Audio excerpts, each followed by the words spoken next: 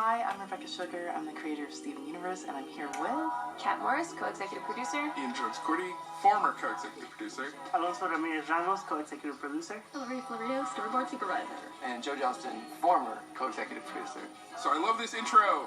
Etienne And Mickey. Etienne and Mickey and Ori-san. Yeah. 3 master artists on one opening. It's great. So this episode is the future, which is the last episode ever of Steven Universe on screen. Call back to Future Vision. Future Vision, yeah. Gotta start the future with futures. So we were very long. This is a 17-minute animatic. They're supposed to be 11 minutes, 6 seconds long. Right. So we had to take out a lot. Well, we tried to keep everything, but just trimmed it so tightly. Well, first on the chopping block was him doing those morning exercises. Yeah. And I was like, no, I want to see him taking care of himself. It's really important. So I just would not let that be cut, and we cut a lot out of it. It was longer, but I wanted to make sure. So to speak in whole about Future, what was the general, how did you guys come to the theme of the series? Well, there were already things that once we knew we were going to get a chance to have more episodes, that we're going to move into Future, so we knew we wanted to cover things like the rose quartzes being unbubbled, and Pink's original pearl, and some of the remaining mysteries that we had written way early on. But from there, we had an all-new team of writers, and one of the things that they were interested in, particularly, it was Kate Sang, Tanika Stotts, and Jack Pendarvis. One of the things they were interested in was having Steven make some of his own mistakes, because he'd spent so long making up for all of these mistakes that his mother had made. And I got really excited about that. And then as we were looking at what we wanted to do, and then at this time Joe was still with us too, we were thinking of, what is the arc across the season going to be? Who is the sort of quote-unquote final boss going to be? And we all just kept coming back to Steven, that this was really, it's Steven Universe, it's a Steven story, and we wanted to recontextualize what he's been through, really dig into how someone would really be after going through everything he'd been through. Yeah, you have talked about the repercussions of being a hero, right? Usually stories end on that, but there's so much more behind the aftermath. Right. I think it's interesting that you see so many stories, and so many stories for kids, where if you're in a fight and you win the fight, then it's just good. Yeah, and you're just good. It's as if it doesn't matter that someone fought you. I mean, some characters are physically assaulted, but because they win. Also, the act of fighting back, that's difficult too. Everything about it is difficult, and really, these heroes should have a chance to unpack how difficult an experience that would be to go through. I remember you had always talked about how you'd always wanted to just keep playing the end of Ocarina of Time, just like after... Yes, and spend some time in the post-saved world. Yeah, I was so sad that I couldn't go around and feel accomplished. See everybody living, their new ways. One of the first things we knew we wanted to do was Little Homeworld, and then I think... Cool. Right. Yeah, I think from Little Homeworld we arrived at... Well, we had Little Homeworld in the movie, so we knew that was a thing. And then we arrived at Little Home School. We would actually... I think I can talk about this. We would describe it a little bit like Tiny Toons. That's under our umbrella, right? Yeah. And that the idea would be that, the old cartoons are teaching the new cartoons how to be cartoons. But gems. This Lamar joke, yes, everyone's like aunt or uncle gave them. It was a literal photograph he cut into Storyboard Pro. And it stayed that way for I think we actually shipped it to Korea like that, but we also sent a design.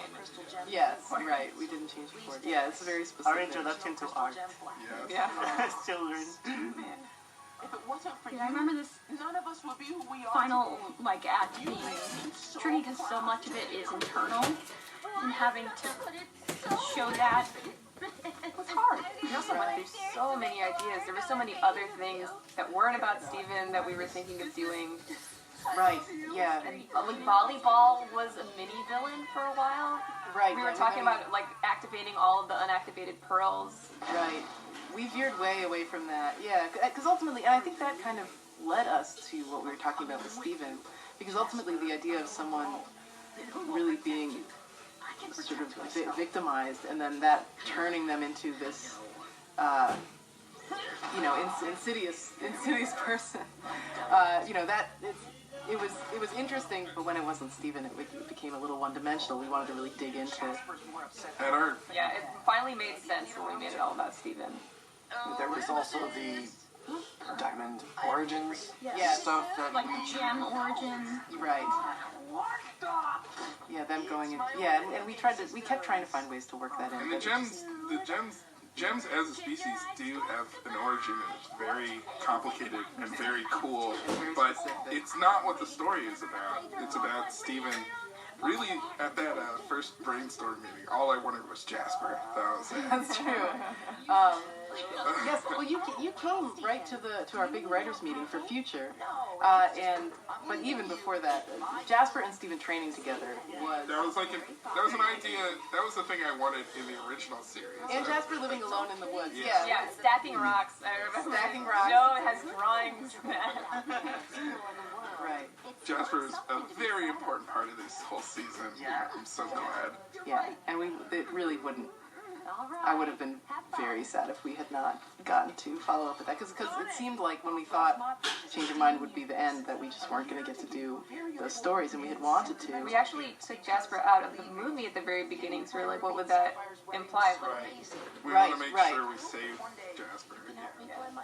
Yes, there was a really early movie version that had a B plot about Jasper, and then that just all got moved. It seems like when you guys started really conceptualizing this as an epilogue series, it really everything came together, because you weren't trying to set up new threats. It was tying up the plot, but then also tying up Steven's character, which, I mean, he's the main character. Right. I really wanted. I wanted to explore too.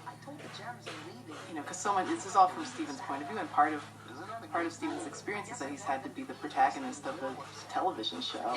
I wanted him to feel like he was freed from the pressure of, being the person that solves everything and does everything, and the fact that he was doing that through his entire childhood. It's a big job to give a kid. Oh, we should mention that we have not seen these episodes in order. That's true. That's true. Yes, our production order was very different. The last one we finished was Mr. Universe, because that got a lot of extra attention, and I think it's almost good. Because this would have been really brutal to end on. Yes, because if this was really our final mix, I mean, we were, and I got emotional in the mix, but knowing that we still had 2 mixes left. Oh, the kids! Is that allowed? I was like struggling so much. I was like, do I make them kiss? This is the last time. I really wanted everybody to feel okay, because we left them in a vague place. Yeah. And I know a lot of people are really invested in this relationship, and I wanted to show that it's okay to have disagreements and for things to get weird, and you can come back together better. Yeah, we always understood that they're together in a very unshakable way, but people need public displays of affection. They need the cues, so. Yeah. It's a very subtle kiss, and the sound effect is perfect. Yeah, we did work on that. It's very chaste. Greg is right there. Yeah, it's okay. And then we wanted, so from the very beginning, we wanted to have this new packaging for Future. We wanted it to feel very separate. And for the entire original series, the idea of the laundry hand. Right, the laundry hand now became Steven driving. Steven driving. The laundry hand was supposed to feel like no matter what happened, you always ended up at home.